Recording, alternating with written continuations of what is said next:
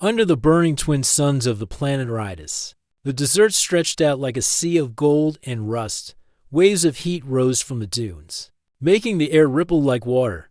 It was silent here, except for the distant hum of an engine. A battered hover truck sped across the endless sand. Its metal plates were dented and scorched by the sun. Behind the hover, tied to a thick steel chain, an alien bounced and dragged through the sand. The creature's green skin was covered in dust and bruises. Its eyes were half open. Staring at the endless horizon, Captain Mara Quinlan lay flat on her stomach behind a large rock. She watched through a cracked visor, her face hidden by a scarf, to keep out the blowing grit. Her heart burned hotter than the desert itself when she saw the alien's broken body. Mara was not a soldier anymore. Years ago, she had worn the uniform of the Planetary Rangers, keeping the peace on new colonies like Ridus. But corruption and greed had changed everything. The good ones had left or disappeared. Mara stayed behind, living by her own rules now. She helped where she could, but the desert was big and full of shadows. She adjusted her old pulse rifle and squinted at the hover. There were 3 men on the truck, desert raiders in patched clothes and sun-bleached scarves. One drove, another man the gun mounted on top, and the third leaned out, shouting and laughing at the helpless alien. Mara's fist clenched in the sand. She had heard stories of these raiders. Once they were miners, digging for rare minerals under the hot suns. But when the mines dried up, they turned to something easier, hunting travelers, stealing water, selling living beings for quick money. The alien behind the hover was something special. Mara guessed, why else drag it through the desert instead of killing it? Maybe it knew something. Maybe it was worth a lot to the wrong people. Whatever the reason, Mara's bones told her this was wrong. She pulled out a small pair of binoculars. Through the scratched lenses, she saw the alien's eyes flicker open for a moment. It looked straight at her, though she was half a mile away. Mara's breath caught in her throat. Did it really see her, or was it just a dying dream? She lowered the binoculars. Her mind raced. She was alone. She had only one full charge left in her rifle and 2 canisters of water in her pack. If she stepped in now, there was a good chance she would fail. The desert would swallow her bones and leave no trace. But she could not look away. She remembered old lessons her grandmother had whispered when Mara was a child, about honor, about standing up for those who could not stand, about how humans were strong. But their true power was not in their fists or weapons. It was in their hearts. The hover roared past Mara's hiding place. Sand blew over her as the truck's fans kicked up a storm. She turned her head, spitting grit from her lips. The alien's body left a trail behind it, a shallow groove that cut across the dunes for miles. Mara watched the sun begin to sink lower in the sky. Soon the cold would come.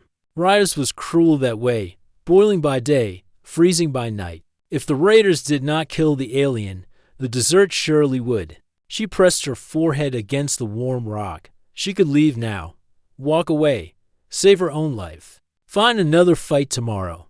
But the thought tasted like poison in her mouth slowly. Mara reached into her coat and pulled out a small metal tag. It was her old ranger badge, scratched and worn. She kept it hidden most days, but tonight she needed to see it, to remember. She slipped the badge back into her pocket and pushed herself up onto her knees. She checked the rifle's charge. Just one shot would not be enough. She would need to move fast, think faster, and hope the desert favored her tonight. Mara scanned the horizon. There, a narrow pass between 2 large dunes, like the neck of a bottle. If she timed it right, she could force the hover to slow down. She could block their way, maybe take them by surprise, maybe even free the alien before they knew what hit them. She crawled back to her old desert bike hidden behind the rocks. It was rusty and coughed black smoke, but it still ran. Mara checked the fuel cell, half full. Enough for one last ride. As she strapped on her helmet, the desert wind picked up. Tiny grains of sand stung her cheeks and hissed through her clothes. She grinned behind her scarf. The desert had always tried to break her, but it never did. She kicked the bike to life. The engine whined like an angry insect. Mara took one last look at the setting suns. All right, Mara, she whispered to herself. One more time. One more stand. She twisted the throttle and shot out from behind the rocks. The bike bounced and slid over the dunes, sand sprang in long tails behind her. She leaned low, eyes locked on the hover's trail ahead as the hover reached the narrow pass. Mara's bike roared over a dune crest like a comet. The raiders turned their heads, shocked to see a lone figure racing straight at them. The desert was wide and wild, but tonight Captain Mara Quinlan was wider and wilder. And she was not about to let her kind be remembered for chains and cruelty in the falling dusk. The desert wind carried her promise forward. Not today. Not while I'm still breathing. The hover truck slowed down as it reached the narrow pass. The dunes on both sides rose like silent giants, blocking the strong desert winds. The three raiders looked around, their eyes hidden by dusty goggles. They had heard the roar of Mara's bike. Now they scanned the dunes, trying to find the sound source. The alien, still tied to the chain, lay half buried in the sand behind the hover. Its green skin shivered under the desert's evening chill.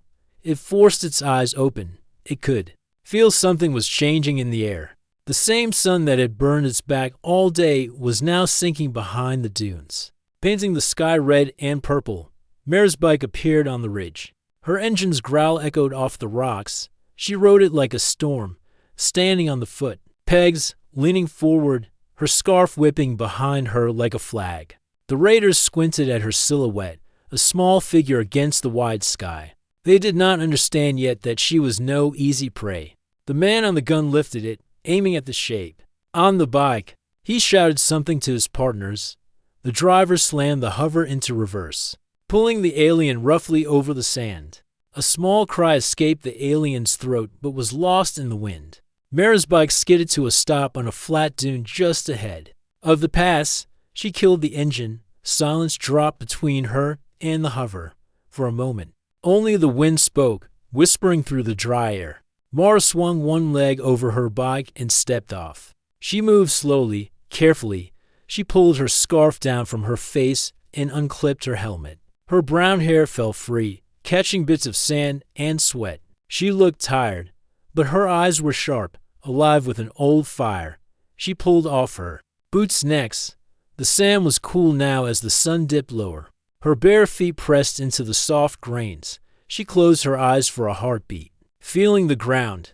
Her grandmother had told her once, when your boots fail you, trust your feet. The desert listens better when skin touches earth. When she opened her eyes again, the raiders were watching her, puzzled. One leaned out the side of the hover and called out, voice echoing in the still air. Hey, you lost. Lady, this is no place for tourists. Mara did not answer yet. She stepped forward, slow and steady. Her rifle was strapped across her back, but her hands were open at her sides. She wanted them to see she was not afraid. The man on the gun barked a laugh. He banged his palm against the metal shield around his weapon. Look at this, one ranger. By herself. Maybe you didn't see. We have guns, lady. We're not scared of a dusty hero. Mara stopped about 20 feet from the hover's nose. She could see the alien now, half dragged behind the truck. Its eyes flickered open and shut. Its chest rose and fell weakly. She raised her voice. It was strong, carrying easily through the cooling air. Let it go, she called out. Cut the chain. Give it water. Walk away now, and the desert won't remember your names. The driver laughed and spit a dark stream onto the sand. Or what? You gonna arrest us? There's no law out here, ranger girl. Just sand and sun. Mara's lips curled in a small smile. It did not reach her eyes. I'm not here as law, she said. I'm here as what's left when the law breaks. The raiders shifted uneasily. The man on the gun lifted it higher, pointing it at Mara's chest. Turn around, he barked. You got 3 seconds before I make this dessert. Your grave. Mara stayed where she was. She looked up at the darkening sky. Stars were waking up overhead. The moons would rise soon, cold and bright. She breathed in slowly through her nose, tasting the sharp, dry air. She thought about how easy it would be to step back, get on her bike, disappear into the dunes. Let someone else handle this mess. Maybe no one ever would. Maybe no one cared. But she cared. She had cared when she signed up to be a ranger. She had cared when she lost friends to raiders like these. She cared now, standing barefoot on ancient sand, facing men who had forgotten what it meant to be human. She lowered her eyes to the alien. Its gaze met hers, weak but clear. She saw fear there, but also something else. Hope, a small, flickering light that refused to die. She lifted her chin and spoke again, her voice calm as a soft wind. Last chance. Let it go. The man on the gun scowled. You must be crazy. We'll sell this thing for more credits than you'll ever see. Some rich boss wants its secrets. Now move or be dust. Mara's hands twitched. Her right foot dug into the sand, finding balance. She could feel the rifle on her back, warm from her body heat. But she did not reach for it yet. She stepped closer. 10 feet now. The hover's fans hummed low, kicking small whirlwinds around her ankles. Credits. She said, voice bitter. Is that all that's left of us out here? A few coins and chains? The driver slammed his fist on the hover's side. Shut up, he snapped. You're outnumbered. No backup, no drones, no law. We win tonight. Mara tilted her head, looking at each man's face in turn. Maybe, she said softly, maybe you win tonight. She let the words hang in the air. The wind tugged at her hair. Her bare feet shifted in the cool sand. But if you do, she added, you'll remember this moment when you close your eyes. You'll remember that one human stepped out alone, and you chose to be cowards. The man on the gun snarled. He lifted his weapon higher, finger tightening on the trigger. The driver revved the hover's engine, making the chain rattle behind them. The alien shivered at the harsh noise. But Mara did not move. She stood alone in the dying light, a single figure against the metal beast. The desert around her seemed to hold its breath. She was outgunned, outnumbered, out of time. But she was not out of hope. And that was enough for now. A cold wind brushed across the dunes as the last sunlight faded. Mara's hair blew across her face. But her eyes never left the raiders. She stood still, barefoot in the sand, only her steady breath moving. The 3 men on the hover truck watched her closely. The gunner's finger twitched on the trigger. The driver drummed his fingers on the steering wheel. The 3rd man, the one leaning out near the chained alien, scratched his beard and spat into the sand. They could not understand why this woman stood alone.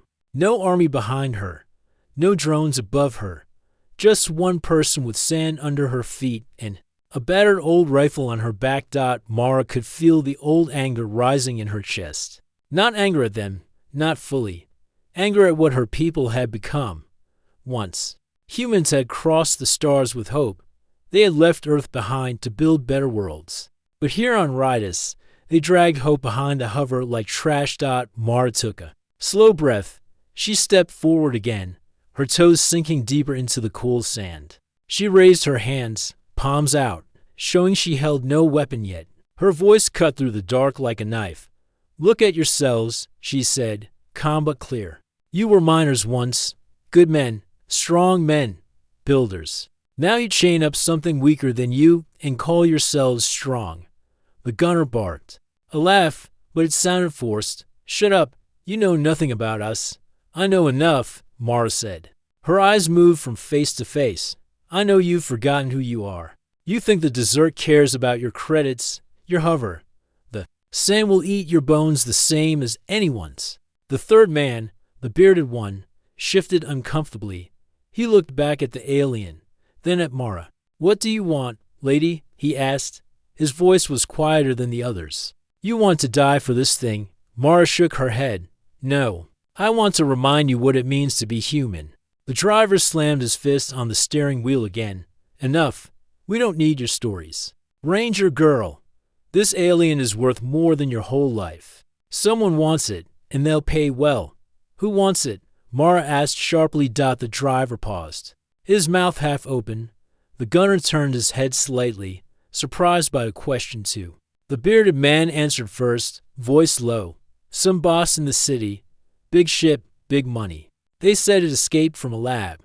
Knows things it shouldn't. Mara's jaw tightened. A lab. Of course. She had heard rumors about secret research stations hidden under the sand seas. They captured creatures from deep space, testing them, using them.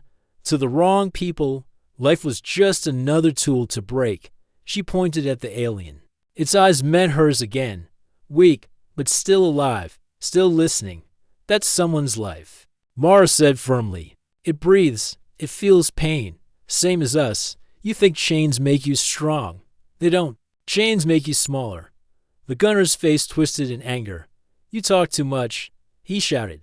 He swung the gun toward her, but the bearded man grabbed his arm. Wait, the bearded man hissed. Listen to her. We don't have to kill her. Maybe she has credits too. The driver leaned out of the hover, eyes narrow. You got money. Ranger girl, you want to buy it? Or are you just wasting our time? Mara stood still. Her mind raced. She had no money to match what these men were promised, but maybe she had something else. Something older, stronger than gold or guns. She stepped closer, her voice steady as stone. You think your buyer will thank you? She asked. He'll pay you, sure. Then maybe he'll silence you too. So no one talks about what they saw. People like him don't like loose ends. And you'll be loose ends the moment you hand that creature over. The wind fell silent. Even the hover's fans seemed to grow quieter. The gunner frowned. The bearded man's mouth opened and closed. Doubt slid across his face. Mara pushed on, her words smooth but sharp. You sell that alien. You're next. You think this desert will hide you forever. One drone, one tracker, one hunter with better gear than you. Gone. Just like that. The driver forced a laugh, but it sounded cracked. You're bluffing. Mara smiled. But there was no warmth in it. Am I? You think people like me don't have friends left? One call, and a ranger drone will follow your hover's trail for 50 miles. They'll find you. They always do. She stepped closer again, 5 feet now. Close enough to see the sweat on the driver's temple. Close enough to see the doubt creeping behind his eyes. She pointed at the alien. Or you can let it go. Walk away tonight. The desert keeps your secrets. The sand forgets your names. The bearded man licked his lips. We could just leave it, he asked, voice small. The gunner hissed. You coward. She's tricking you. The driver's hands tightened on the wheel. His eyes flicked from Mara to the bearded man to the alien. He looked tired, like a man who had not slept well in years. Why do you care? The driver asked, voice rough.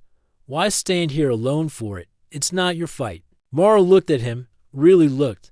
She saw the lines around his eyes, the sunburned skin, the broken fingernails. A hard life, the same hard life so many here lived. It's always my fight, she said softly, because when we forget to stand for those who can't stand for themselves, we stop being human. The desert wind rose again, lifting small streams of sand around her ankles. The moons were rising now, casting cold white light over the dunes. For a heartbeat, the raiders said nothing. The wind whispered across the silent land, somewhere far away. A night bird called out and fell silent again. The bearded man stepped back. He looked at the chain dragging behind the hover. He looked at Mara, then at the alien. He swallowed hard. Maybe she's right. The gunner snarled and lifted the weapon. No one's right except the man with the gun, he shouted. He swung the barrel straight at Mara's chest. Mara's eyes narrowed. Her hand inched toward the rifle. On her back. Words were done now. The desert held its breath. For a moment, time froze in the desert. The gunner's finger hovered on the trigger. Mara's hand brushed the strap of her rifle. The hover's engine hummed, lifting small clouds of dust around its wide metal belly. The alien behind it lay still, its thin chest rising and falling as it watched with wide, tired eyes. The driver looked between the gunner and Mara. Sweat rolled down his cheek. The bearded man, standing near the chain, clenched his fists, but did not reach for his own weapon. Doubt pulled at his shoulders like a heavy coat.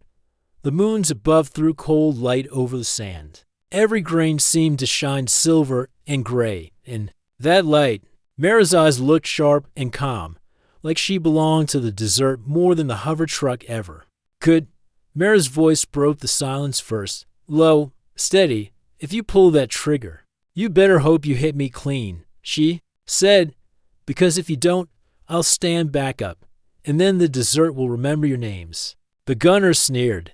I'm not afraid of your ghost stories, Ranger. His finger pressed the trigger halfway. But the bearded man stepped in, blocking the barrel with his hand. Don't. Enough blood. We can walk away. Move. The gunner barked, shoving him hard. The bearded man stumbled back, landing near the alien's chain. The driver slammed his palm on the dash. Stop it. Both of you, he shouted. We're not killing a ranger. Not tonight. We don't need that kind of trouble. But the gunner's mind was past words. His eyes were wide, mouth tight. In the cold moonlight, he looked less like a man and more like a scared animal. Fear made him dangerous. Mara knew there was no more talking. Her hand dropped to her rifle. She slid it from her back in one smooth motion, barrel low. Safety off. She didn't lift it yet, not until she had to. The gunner turned the weapon back toward her. He shouted something that vanished in the wind. Then, a shot split the night, but it wasn't Mara's gun. And it wasn't the gunner's. A single sharp crack echoed over the dunes. The gunner's body jerked sideways. He let out a short gasp and fell hard to the sand, dropping his weapon. A thin line of smoke drifted from the bearded man's sidearm. His hand shook as he lowered it. He had shot his own partner.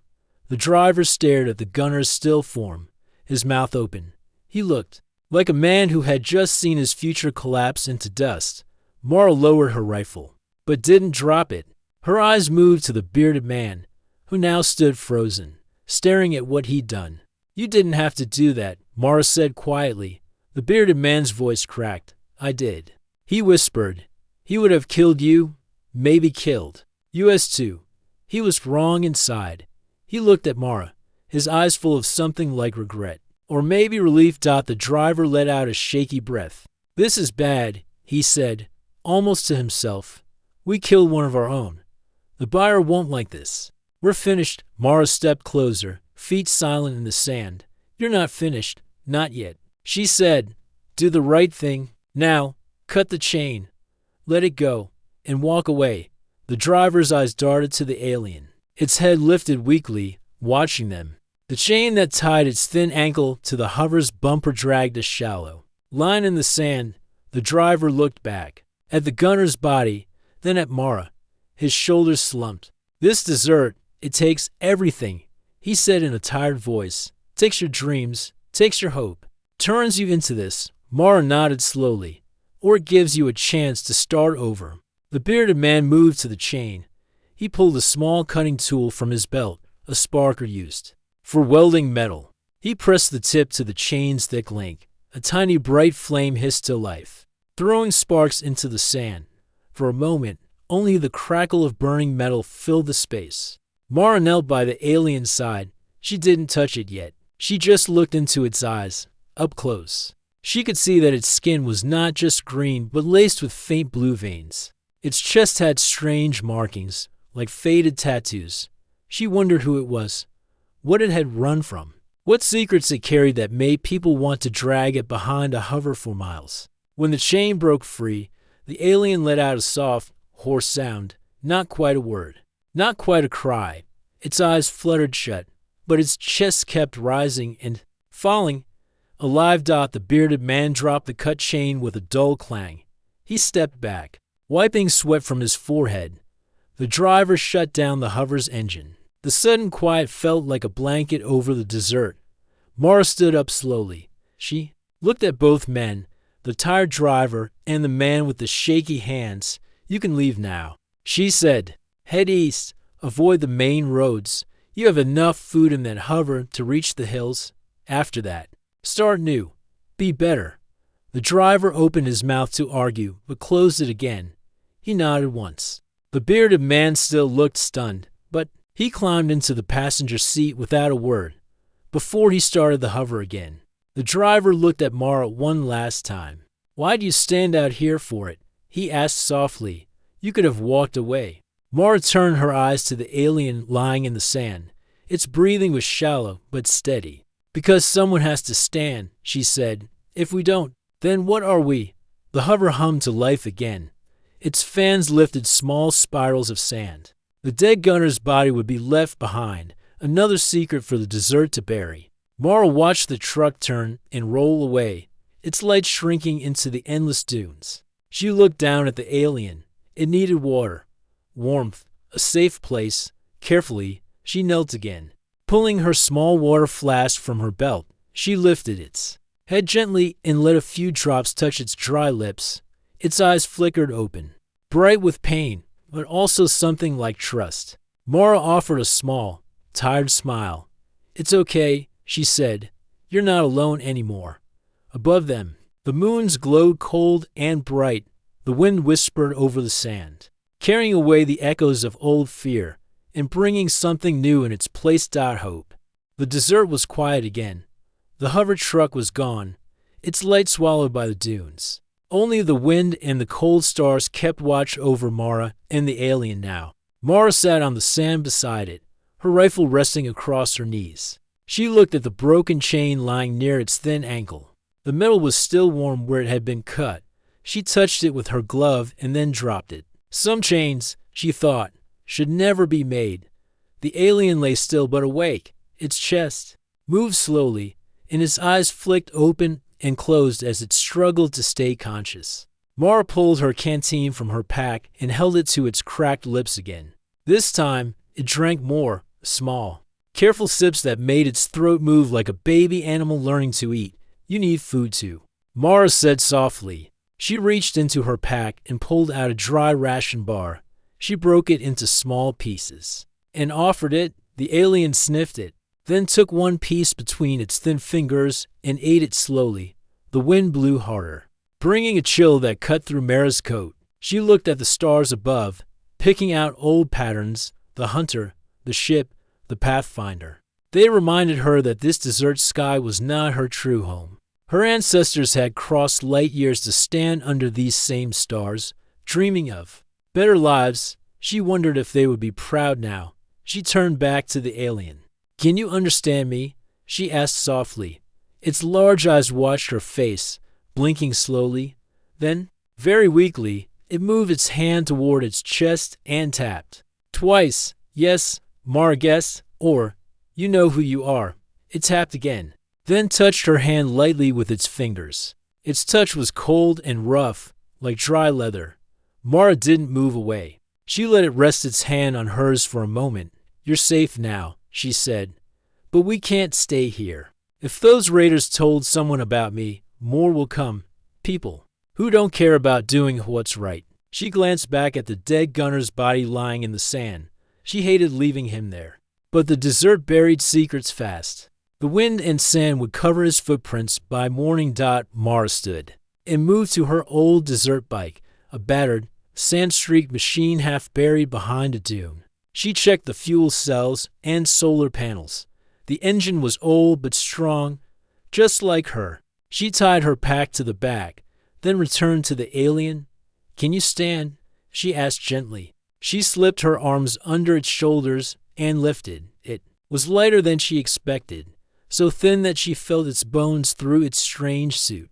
It tried to help, its feet scraping at the sand. After a few moments, it stood, leaning heavily against her. "Easy," Mara whispered. "I've got you." Together, they moved slowly toward the bike. The alien's feet dragged lines in the sand, but step by step they reached the machine. Mara helped it onto the back seat and wrapped an old blanket around its shoulders. It sat, hunched, but its eyes stayed open, watching her. She checked the sky again. The moons were high now, and the desert wind had grown colder. She needed to reach shelter before sunrise. The days here burned like fire and would dry out the aliens.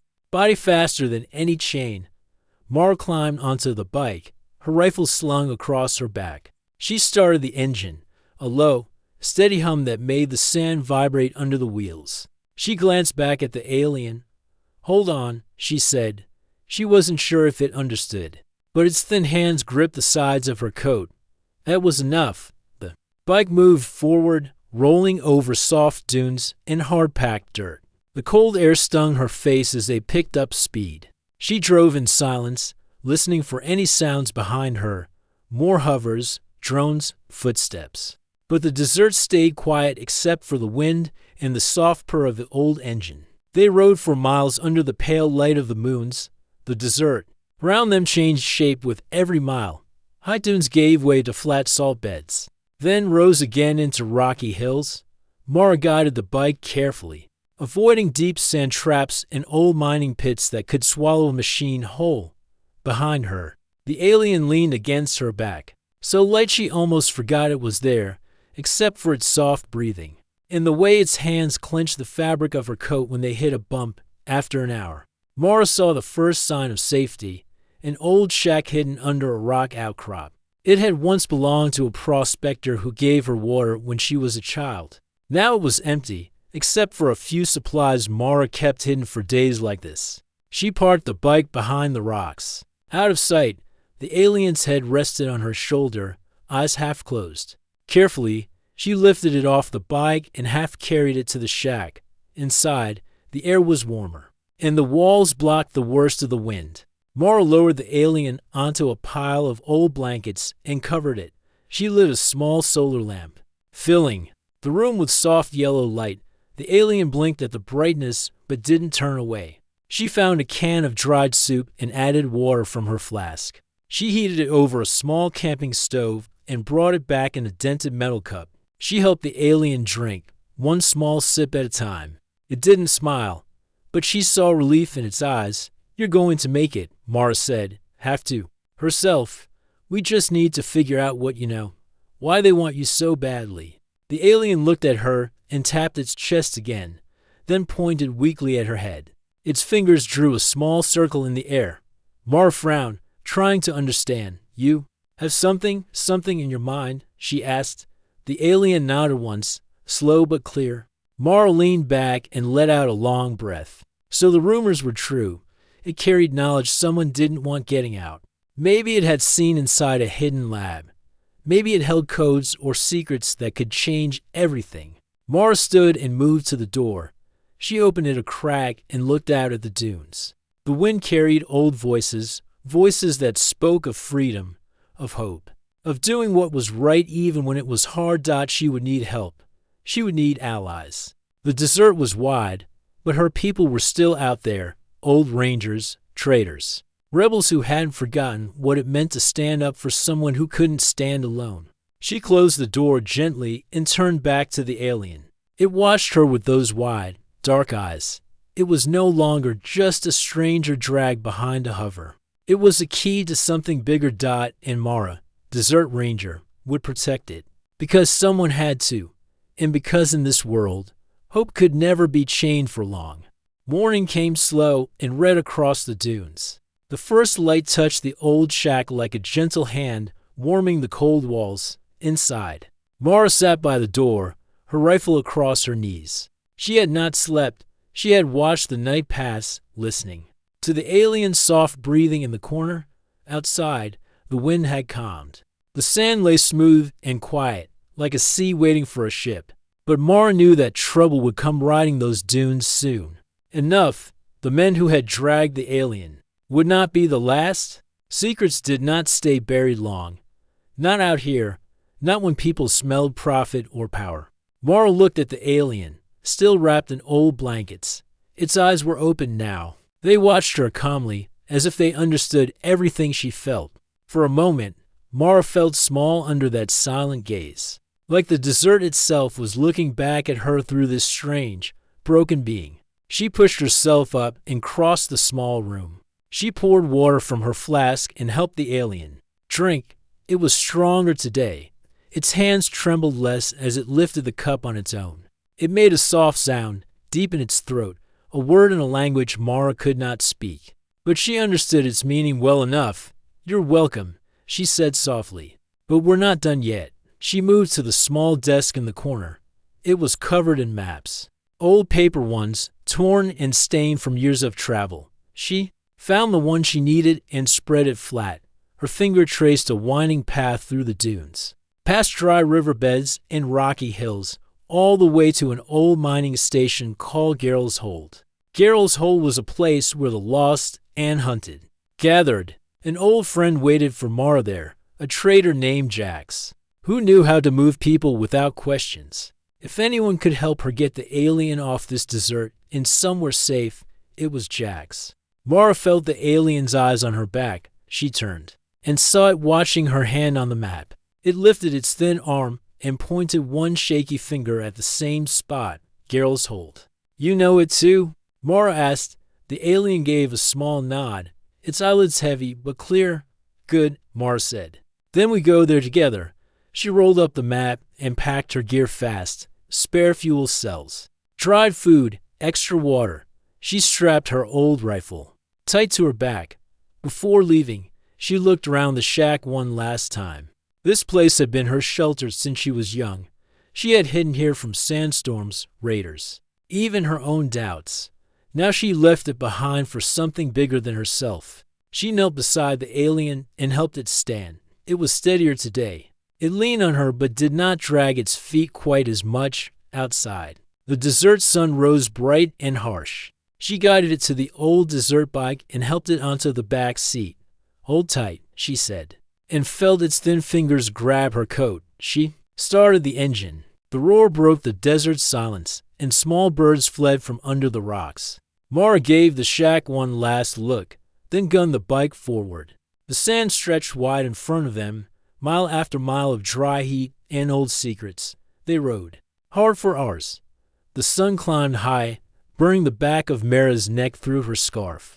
The alien stayed quiet behind her, its head resting against her shoulder when the road grew bumpy. Every few miles, Mara stopped under a rocky ledge to let it drink and rest. By midday, the desert began to change. The dunes grew taller, the wind sharper. Mara knew this land well. Geralt's hold was close, hidden deep in a maze of red rocks and old mining tunnels. She slowed the bike near an old sign buried half in the sand. The letters were faded but still readable. Geralt's HOLD keep out. Mara smiled behind her dusty scarf. They were close enough now to smell the rust and old oil that always clung to the place. She turned back to the alien. "Almost there," she said. It gave a small nod, eyes bright despite the heat. But as she pushed the bike forward again, she heard something that made her blood run cold. The low hum of engines in the distance. She turned her head and saw them, 3 hovers, kicking up plumes of sand behind them. Dark shapes moving fast across the open flats. Raiders, or bounty hunters. Or worse, men sent by those who wanted the alien chained again. Mara didn't waste a second. She turned the bike hard, cutting off the main path and weaving into the rocks. The alien gripped her tighter as the bike bounced over rough ground. The roar of the enemy engines grew louder. Bullets did not fly yet, but she knew they would soon. She raced the wind through narrow canyons and dry creek beds, her tires spitting up stones. The alien's breath was warm against her back, but it made no sound, only held on, trusting her to carry it through. At last, she saw the metal gates of Geralt's hold ahead. Rusted towers rose above the rocks, and she could see figures moving. On the walls, old miners turned guards, rifles in their hands.